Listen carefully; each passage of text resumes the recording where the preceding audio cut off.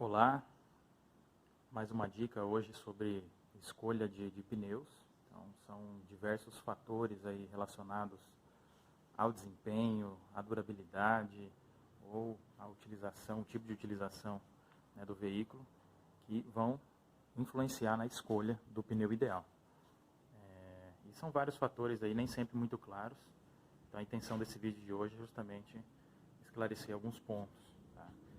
Então, no momento da seleção de um pneu, a primeira coisa que a gente vai se atentar, e é o que a gente sempre mais lembra, é a marca. A marca do pneu, claro, vai vir estampada aqui na lateral, né? Então, se a gente pegar aqui a lateral do pneu, nesse caso aqui é um pneu da marca Varum, tá? Então, nós teríamos aqui a marca e o modelo do pneu, né? Nesse caso aqui é um Bravures 3. Então, Varum Bravures 3 seria aí a marca e o modelo do pneu, que vão definir já algumas características aí de acordo com as opções do próprio fabricante. Em seguida, pessoal, e como talvez o mais importante quesito, né, até mesmo para que seja compatível com o veículo, é a medida. Então nós temos aqui, nesse caso, um pneu de medidas 225 por 45 R17.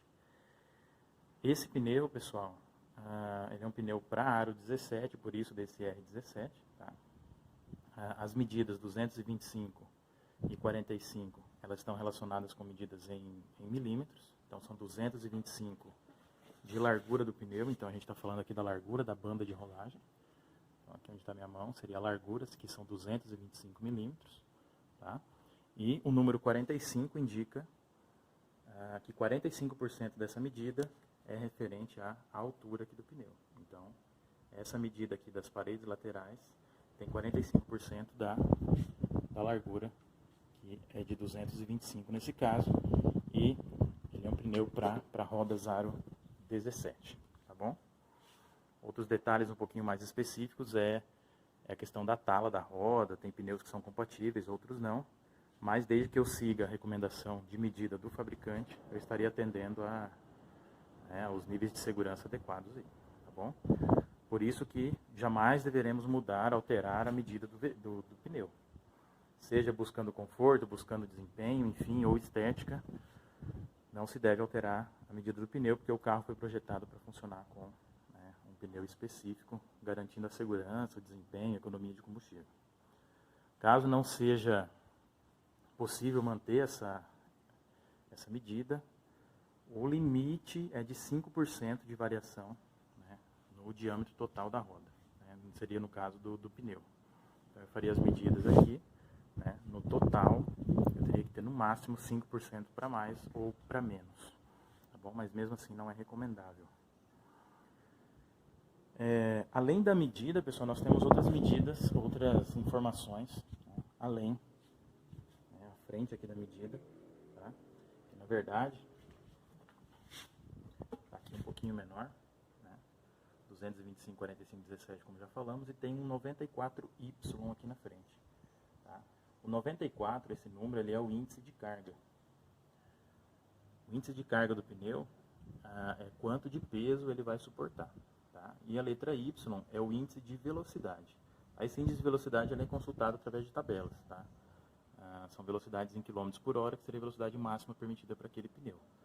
O índice de carga, pessoal, na maioria dos pneus, ele inclusive vem indicado, tá?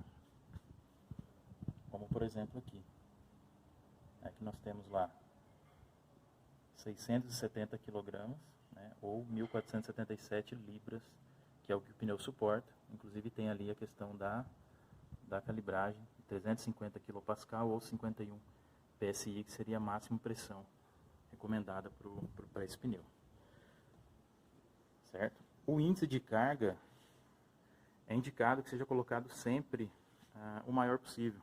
Porque se o pneu resiste a uma carga maior, mesmo que perca um pouquinho em conforto, mas ele provavelmente vai suportar melhor nessas ruas aí ruas e rodovias tão mal conservadas, né? Então, fica uma dica aí de sempre optar, quando for comprar, pelo índice de carga, né, maior. Para pneus nessa medida, o 94 sempre é o maior, tá? Tanto que tem essa informação, né, extra load ou XL em alguns casos. Tá? Esse XL aqui ele quer dizer que é o extra load, que é um pneu no seu índice de carga aí superior. Tá? Isso é bastante interessante, questão de resistência a buracos, menor incidência de bolhas e assim por diante. Tá? Outros quesitos aí no momento de selecionar um pneu, vamos procurar. Seria o Treadwear.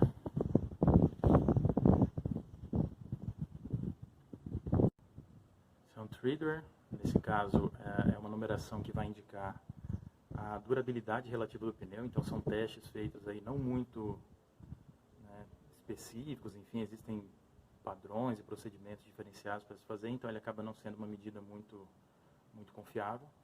Mas, de qualquer modo, quanto maior este número aqui, nesse caso é um 420, maior seria a durabilidade teórica para esse pneu. Tá? Então, procurem optar por Treadwears, quanto mais alto, melhor. Traction e temperatura. Então, a capacidade de tração ou de aderência do pneu e a temperatura. Quanto menor for essa ordem alfabética, no caso ali A seria o primeiro, né, melhor a tração. Inclusive agora existem pneus de melhor desempenho que tem tração AA. Então, quando são 2A, então ele é melhor do que o A sozinho. Tá bom? Mesma coisa para a temperatura. Outro detalhe que tem ajudado bastante aí na seleção do pneu, na escolha do pneu, é essa etiqueta, né, de um programa governamental. É equivalente a uma etiqueta que tem em eletrodoméstico, aquela da Procel, né, mas é da Compet, que é para produtos aí que consomem combustíveis, né, geralmente combustível de origem, né, do petróleo, enfim. Então, isso aqui a gente vai avaliar a eficiência desse pneu, tá? Juntamente com a Associação Brasileira de Normas Técnicas e o Inmetro. Nesse caso aqui, para esse pneu, essa etiqueta vem afixada e vai avaliar 3 quesitos. O primeiro, está um pouquinho apagado aqui, pessoal, já foi danificado, tinha um adesivo aqui em cima da transportadora. Por exemplo, o consumo de combustível vai depender da resistência à rolagem que esse pneu tem. Nesse caso, ele está na classe E. Então, podem ver que de A até E eu tenho aí um certo consumo expressivo aí de combustível em relação ao que existe no mercado. Tá? Nem sempre isso é um demérito do pneu, até porque pneus mais econômicos, que têm menor resistência de rolagem, eles tendem a ter um desempenho menor. Quando digo desempenho, seria a capacidade, né, de aderência. Então, nem sempre um consumo um pouquinho mais elevado, isso não vai mudar tanto na utilização do dia a dia. Né? Não quer dizer que o pneu seja ruim. Tá? Porque pneus mais verdes, pneus mais econômicos tendem a desgarrar mais, tendem a ter um nível de aderência menor, né, apesar de serem mais duráveis. E aqui seria o desempenho do pneu em pista molhada. Tá? Então, períodos aí de chuva, enfim. Nesse caso aqui, é um desempenho C. Bom, numa escala que vai de A até G também. Aqui abaixo seria o nível de ruído do pneu, medido em decibel, nesse caso aqui o número 72, numa escala que gira aí, pessoal, geralmente entre 68 a 73, tá? Então esse é o pneu já um pouquinho aí de médio para barulhento, tanto que a escala aqui, né, ó, que vai de 1 a 3 risquinhos, são 2 preenchidos. Tá bom? Então fiquem atentos, usem as informações que nós temos hoje em dia a nosso favor. Né? Saber escolher o pneu, tanto pelos dados que nós já falamos, como através do auxílio dessa etiqueta. Tá? Não quero dizer, repetindo, não quer dizer que um pneu, muitas vezes, que não seja AA, né, ele seja ruim. Tudo vai depender do custo-benefício, do que se espera e da utilização que vai ter. Tá bom? Pneus de maior desempenho, de maior aderência, provavelmente eles terão, né, níveis aqui de consumo de combustível maiores. Tá bom? Só que, em compensação, eles teriam níveis melhores aqui, muitas vezes, de aderência também. Até nesse momento, nós conseguimos aí selecionar o pneu, né, aí nos critérios de segurança, desempenho e tudo mais. Outro fator, pouca gente se atenta, é a data de fabricação do pneu. Então, lembrando que o pneu, ele poderia ser utilizado aí no máximo até 10 anos de fabricação. Tá? Mas a partir de 5 anos já é recomendada a sua não utilização. Ou que seja feita uma análise muito minuciosa quanto às condições do pneu, tá? Ressecamentos e tudo mais. Essa data de fabricação do pneu, ela também vem, né, aqui na lateral dele. A gente vai procurar pela sigla DOT, tá? E após a DOT a gente vai procurar, né, sempre ela vai estar com esse perfil aqui, né, com esse círculo em volta, ele está circuladinho. Então nós temos aí os números 16 e 18. Os dois primeiros números indicam a semana que o pneu foi fabricado e os dois últimos o ano.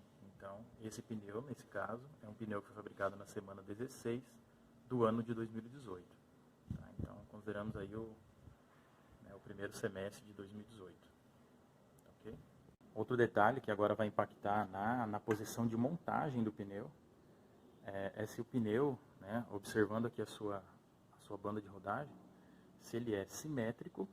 Se ele for simétrico, ele teria os dois ombros aqui, os dois lados totalmente iguais, né, espelhados. Haveria uma simetria aqui do centro do pneu para as bordas, aqui para os ombros dele. Né. Pneus assimétricos, que apresentam diferenças, né, entre o seu centro e cada um dos lados, que é o caso desse aqui. Então ele é um pneu assimétrico. Certo? E existem os pneus direcionais, que geralmente eles vão promover o deslocamento, né, da água, no caso de chuva, numa direção, e aí sim eles têm que ser, né, montados de forma que girem num só sentido. Então, esse caso aqui que é assimétrico, eu tenho a indicação aqui de outside, né, a parte de fora, ou seja, tem que ficar a roda aqui nesse sentido, tem que ficar montado para fora, e a inscrição inside, e a inscrição inside, que fica para o lado interno da roda, né, interno aí do carro. Tá? Então, a gente sempre vai ter esse ombro trabalhando internamente e esse aqui trabalhando para o lado de fora aí do carro, lado da carroceria. Certo? Pneus direcionais, eles vão ter a indicação, geralmente uma seta do sentido de giro, que ele tem que ser montado. E pneus simétricos, eles independem aí da posição de montagem, tanto faz. Um item que é opcional e que alguns fabricantes adotam ou não, dependendo da medida do pneu, é o protetor de borda, ou protetor de roda, ou protetor de aro. Observem que aqui no ponto de encaixe da roda, nós temos uma distância. Ou seja, a parede do pneu, ela tem um engrosso, ela é mais larga, né, permitindo que a roda fique, né, nesse espaço e que o pneu ele se sobressaia à roda, evitando aqueles arranhões da roda nas guias, né, no meio-fio, evitando também, né, alguma coisa que possa pegar na roda, enfim, que esteja no pavimento. Esteticamente também é bastante interessante. Em alguns casos, o pneu oferece um apoio, né, melhor nas curvas. Então, no momento que o pneu ele tenderia a dobrar mais ou tenderia a se inclinar mais, ele acaba apoiando na roda e oferecendo uma estabilidade melhor também. Então, outra dica que eu deixo é que sempre que possível, né, sempre que estiver disponível para a medida do teu pneu, optar pelo protetor de borda, tá bom? Por questões estéticas, de desempenho e principalmente para evitar aquela indesejada marca nas rodas, tá bom? E por fim, pessoal, né, depois de já escolhido o pneu, selecionado e tudo mais, na utilização eu preciso observar o desgaste do pneu. Primeiramente, se o desgaste está sendo de forma regular, né, um desgaste que se dá por toda a banda de rodagem. Tá? E, concluído isso, né, eu vou saber se o pneu realmente... Até porque o desgaste, quando se dá de forma irregular, vai denunciar aí provavelmente um desalinhamento, né, principalmente quando a gente tem desgaste em um ombro mais que o outro. Ou muitas vezes o arredondamento aqui desses flancos, né, desses blocos aqui do pneu. Como se fosse um arredondamento numa direção e na outra direção ele permanece quadradinho. Isso indica um desalinhamento ou até mesmo folga aí em peças da suspensão que, na verdade, o carro, mesmo que esteja alinhado, ele acaba tendo, né, não permanece no alinhamento correto, tá bom? Por conta de folgas na suspensão. E o desgaste limite, né, para a utilização do carro, até mesmo por lei, ele se dá através da verificação do TWI. Então, essa demarcação aqui. Quando o pneu, né, o desgaste do pneu atingir essas marcações, nós teríamos aí um momento limite para troca. É claro que é recomendável você fazer isso antes, mas a partir dali, inclusive, gera, né, autuação de trânsito, enfim, gera multa. A posição desse TWI, ele se dá em várias partes, né? Tanto que aqui a gente tem também um outro formato. Observem que tem um ressalto ali na borracha, né? Ou pode ser nesse formato aqui. E aí a indicação da posição do TWI pode estar com a própria sigla aqui. Ou muitas vezes são setas, enfim. Okay, espero ter esclarecido aí algumas dúvidas. E qualquer coisa, coloque sua pergunta nos comentários.